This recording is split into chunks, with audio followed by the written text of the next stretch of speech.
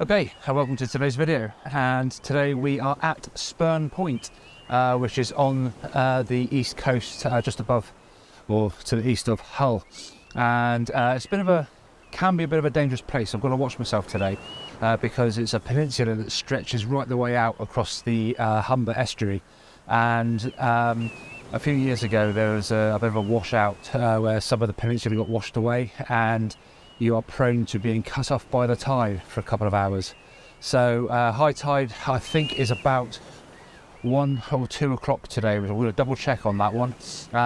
If I get caught there, then I have to stay there for a couple of hours, and it's going to be a long day. So yes, hopefully it's going to be okay. It's very overcast. There is a chance of rain later on, but we'll see how we go. There's no particular sun as such, it's just very grey. But hopefully we'll get some images of this.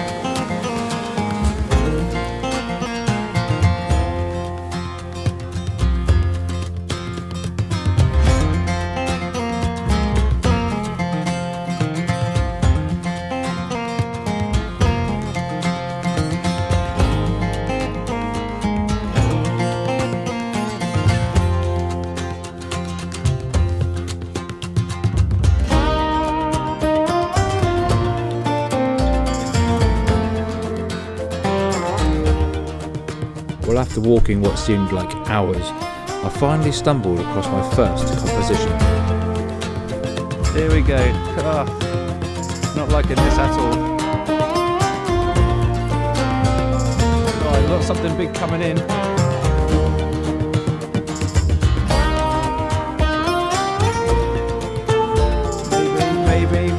Maybe another one. The trouble is, when the water hits, it really moves the tripod, so we've really got to get it set in there.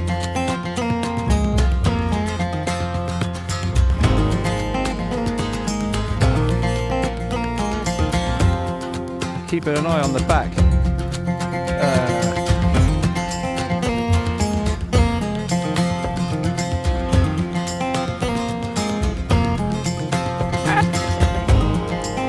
Alright, here we go, this is it.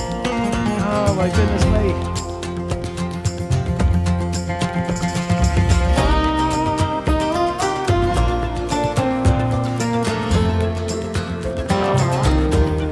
Yeah, just got a tripod for them holding onto it. This was crazy. That did move a lot. Oh, I think I'll carry on the journey, I think, now. And it's going to say any good. I'll pop the image up for you now. Oh, this is sketchy.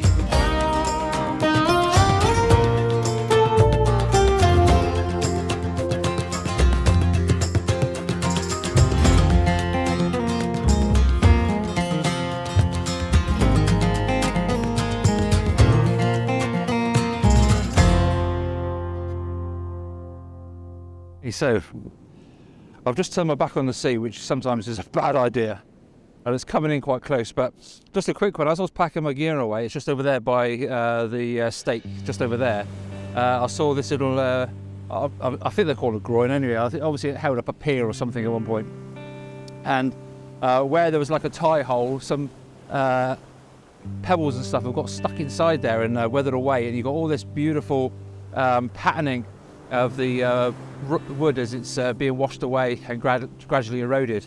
So what I've done, I don't have a macro lens at all, but the 100 to 400 is a very good substitute if you haven't got one.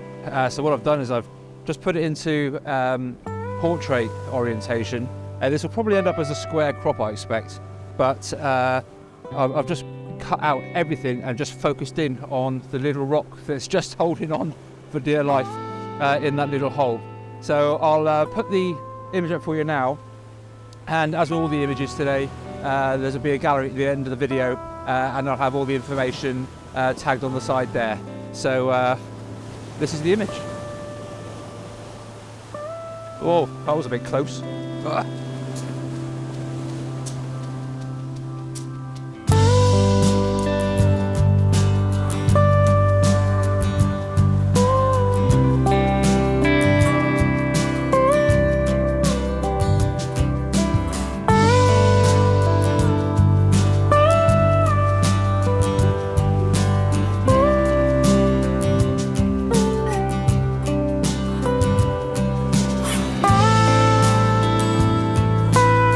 Well, with that, it was time to move on. But it didn't take long before something else unusual got my attention.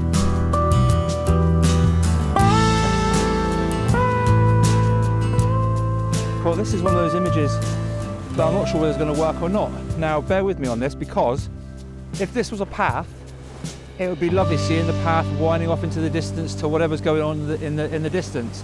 Now, as I walk by, I'm only 200 yards from where I was just now. I just saw this shape. I didn't actually see it as a mess of nets or anything like that. I just saw it as a shape. It's almost like a question mark going off over there. There is a big question mark on this one, I think. But I've kind of just spent 5 minutes just trying to work the area just to see if I could get anything out of it. Again, there's nothing great in the distance, but you have got part of the landscape just disappearing into the distance over there, and there are a couple of stakes just sticking out the ground, which might draw your eye. I don't know at the moment. On the back of the screen, which is getting covered in rain now, it kind of works, and as a pathway it would work brilliantly, but again, it's just a mess of nets. So this is the beauty of photography, it's just seeing what works. I mean, I'm not actually taking a picture of anything in particular, but I'm actually taking a picture of a shape, and it's trying to use shapes, not necessarily just the scene of what you're seeing, you know, a beautiful mountain, and this could be a mountain, this could be a river, all those sorts of things come in, but it's a different subject altogether, and that's what I like about photography. It's just trying to, I'm not exactly saying push any boundaries as such, but it's just pushing what you see and just trying to bring that into an image. Whether it works or not, I don't know. I'll let you decide on that one, and I'll put the image up for you now.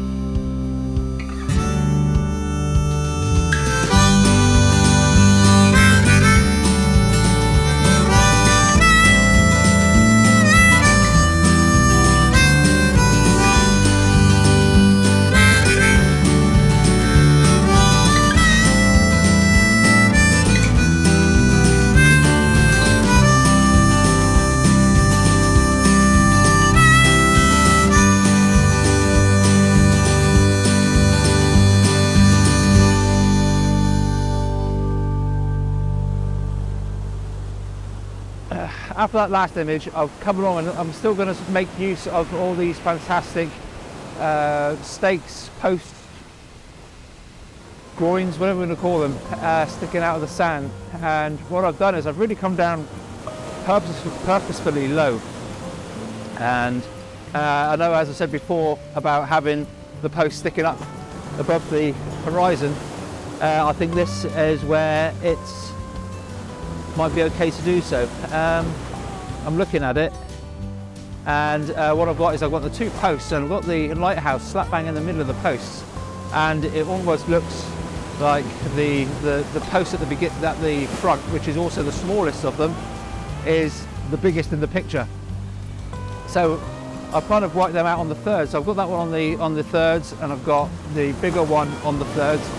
I'm just watching out for that, and I've got the Lighthouse slap bang in the middle. Again, I'm going to have to stack this one because I want everything to be nice and sharp, and I'll put all the details up at the end, as I've said before. So I'll take this picture and see what we've got.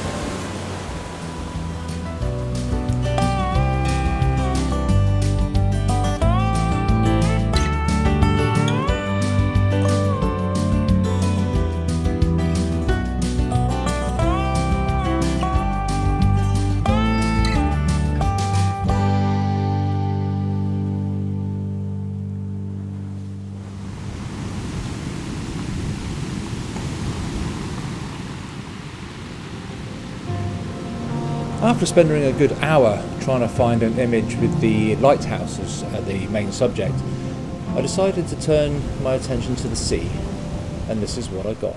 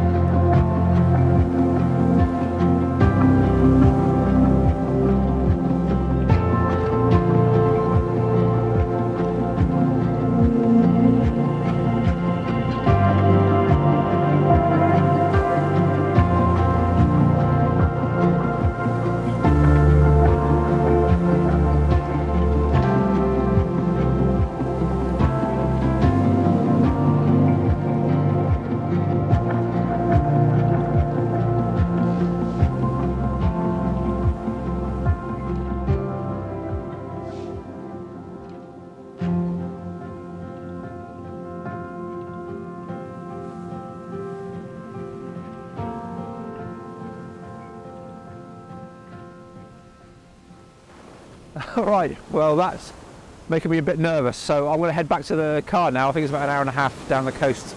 I will make a coffee, I think, before I go. I think it's well needed, but while the kettle's boiling, I'm going to spend 10 minutes just making the most of these beautiful textures that are in this timber and all the lovely rust colours of all this beautiful decay. I've put the 100 to 400mm lens on the camera just so I can really pull in and take some really nice close-ups of what's going on and try and accentuate the texture, because it's absolutely beautiful. So yep, I'm going to spend the next 10 minutes doing that. If you've liked any of the images and if you want to leave a comment, please do so. I'll try and read all the comments that I get and answer them. And yes, and I look forward to seeing you on the next one. Stick around for the gallery, because I'll put all the images up again along with all the details of settings, etc. And just stay there, and I shall see you on the next one. Bye for now.